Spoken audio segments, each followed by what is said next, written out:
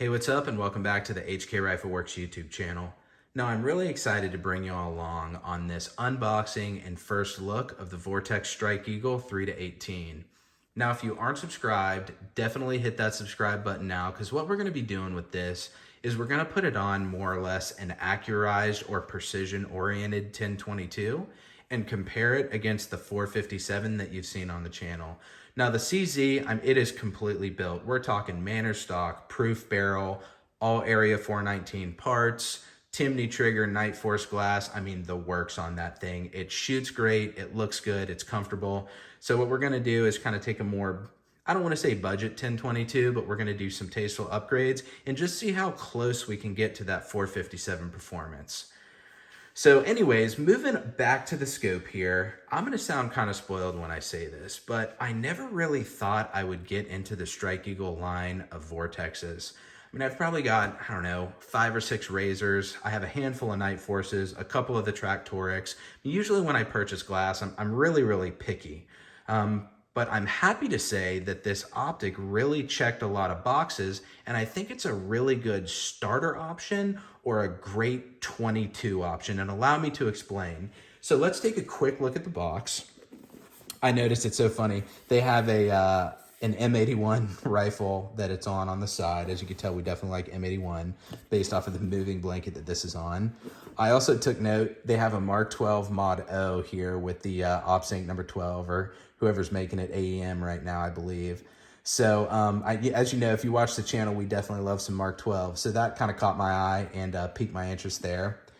But moving on to some of the specs, I'll show you why I picked this up for the 22. Now, let me see if we can zoom in here a little bit. So as we know, it's a 3-18 by 44. It's first focal plane. One thing that stuck out to me is it uses the EBR-7C reticle here. So I have, like I said, I have a handful of Vortex razors, and those have the EBR-7C reticle in there. So I have consistency. I know the reticle, I know how it works, I'm comfortable with it, I know my subtension, so on and so forth. So that really stuck out to me. It's nice that they put such a usable reticle in a more budget optic. The illumination settings, it looks like it's got some good illumination. I haven't tested it yet. I'll get back to you on that. We'll do a full review soon, but kind of moving down the list here, the eye relief looks standard. Field of view looks pretty good. Nothing's really sticking out to me. It looks like it's got a zero stop system. And I kind of wanted to mention that. We'll get into it when we get over here. But I also wanted to mention, again, you're looking at a 34mm tube here. Adjustments, 0.1 mils, that's what you want. Travel per rotation. So for every single rotation of the turret, you get 10 mils. This is big. I've seen some optics do like 5 or maybe 8, so on and so forth. My brain works in multiples of 10, so it's really nice when you get one rotation around, it's 10. This is where it kind of got me when I picked this up. I saw that it had a max elevation adjustment of 45 mils. Now this is absolutely huge, and why I kind of got away from the Viper line and bumped up to the Razor line when I started shooting a little bit more seriously. So the Vipers, I tried them out, Gen 1, Gen 2, etc. But they didn't really have the travel. And then, like I said, I ended up bumping up to the Razors. But 45 mils is gobs of elevation adjustment. And like we said, we're going to be using this, I don't know if I mentioned it yet, but we're essentially going to be using this 1022 for quick 25 yard, 10 yard, 15 yard stuff, plinking around like NRL stuff. And we'll shoot it out to 500 yards. So this is a nice number to see. However, when you get the rev stop installed, I did notice that there's only 19.4 mils. So it cuts your usable elevation by more than half.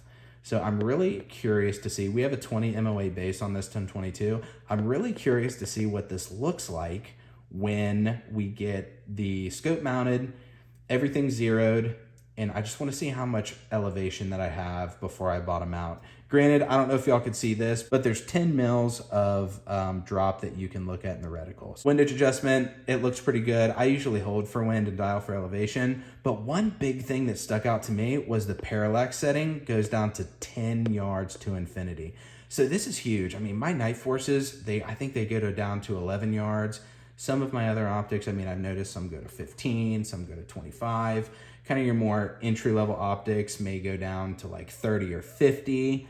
And then maybe like an LPVO or something like that that may not have a parallax adjustment is most likely set at 100. So for a 22 that we may use like in competition, 10 yards is going to be awesome to use. Length and weight, everything looks pretty good. It doesn't look like abnormally heavy or abnormally big. But anyways, this is the biggest stuff that caught my eye. We'll see. Here's an included section here, and forgive me, I'm looking at my camera while I'm doing this. So essentially we'll look at everything that comes in here. Give me a sec. I'm going to stop the video here and then unbox this, and we'll get back and see what's going on. All right, so we've got everything unboxed and on the table here. And I was kind of surprised for an MSRP of 750 bucks or so, just some of the extra goodies that came in this package. Now on the channel, I'm a consumer just like y'all. I paid retail price for this. I don't get any kickbacks. I don't get any special deals. Nobody gives me anything. So like I said, I'm a consumer just like y'all, and it's nice to see for the price, it comes with just some extra goodies to get you going. So we'll kind of start from the top and work our way down here.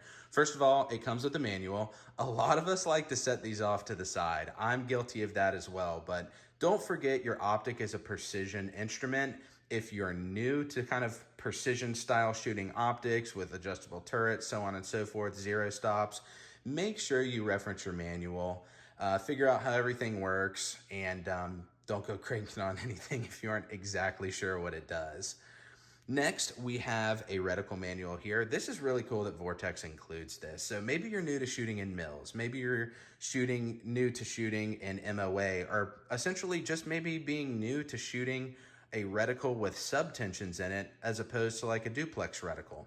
Or like a BDC. So this is a great opportunity to show you when you look through your glass, when you're looking at your reticle, what all the data means. I mean, you can go through a huge rabbit hole in this. So I definitely advise checking this out if you're new to it. And like I said, the EBR-7C is a pretty solid reticle, and it's nice to see it being placed in an optic of this price category.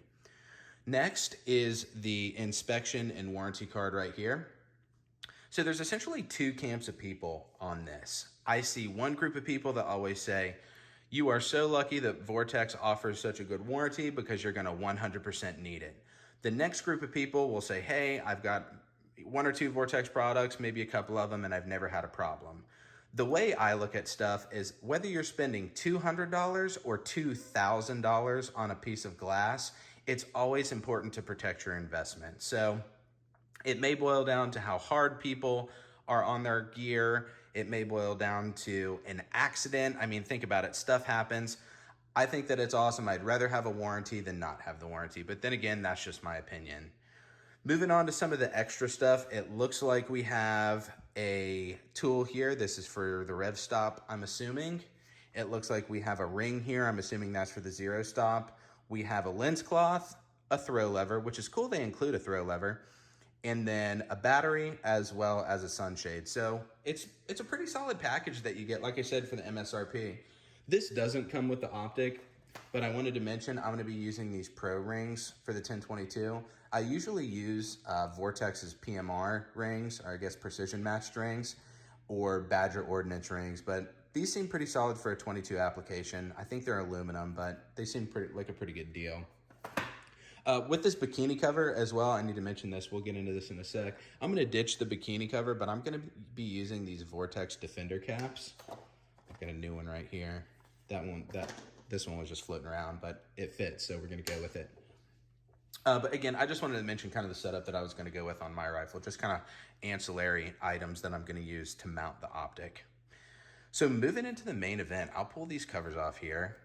Now, I took a moment and I just looked around outside, went through all the magnification ranges, adjust the eyepiece here, everything like that. And for the price point, again, we're gonna be reviewing this optic relative to the price point. Like we said, about 750 bucks. For that price category, I was impressed with the glass. Where I think you may get into trouble is where I think people kind of get confused is they'll compare optics in this pricing category to optics in the $1,000 plus, $1,500 price category. And unfortunately, they're just not that good. I mean, once you get into the high magnification areas, these colors will start dimming down a bit. Edge to edge clarity isn't as good.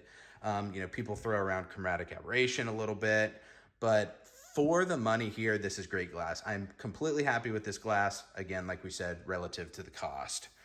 Now, some things we got to look at. Again, you have your fast focus eyepiece, you have your magnification ring. This is what I like to see in this area. So on the left hand of the optic here, you have your illumination adjustment. Battery goes in right here. But I wish this was kind of a locking, like a pull out, kind of like the razors, kind of fleshens everything up or kind of lessens the profile of the optic on this side. Next here is your parallax adjustment. And like I said, this is big, especially for the 22, that it goes down to 10 yards. That's huge. One thing that I like as well is a locking elevation. So if you can see that, see this doesn't move, but your elevation adjustment, you can pull up on it just like that and then make your adjustments. Now I will say these turrets, again, for the price, they feel pretty good. They aren't the best turrets I've felt, but they aren't bad. A little bit mushy, but you can hear them, tactile and audible. One other thing that I really like is the capped windage here. It looks resettable via this little fastener, and you have a little knurling. Good adjustments there. So that's really nice. You know, if y'all are shooting like a 2-gun or a 3-gun competition, anything like that, we'll recap that. It's nice to have a capped windage just in case you dump your rifle in a barrel. Say you have your rifle slung on your back. If you have an exposed non-locking windage and even elevation, there's a good opportunity that you can bump it off. And when you're ready to break your shot off or present your rifle, say if you're in a hunting scenario, you may not have a whole lot of time to check to see if your adjustments got bumped off. But anyways, that's kind of another topic there. All in all, just a quick tabletop review. The scope looks pretty good. I'm really excited to try it out. It looks like it's going to be a great fit for the 1022. I'll make sure to follow this up with a more in-depth review, maybe some tracking, kind of how it works for me, see how it performed. And like I said, make sure to stick around. If you aren't subscribed, hit that subscribe button. We're going to pair it up against the 457. Make sure to tell your friends, tell your family, tell your dog I said hi. We'll see you in the next one.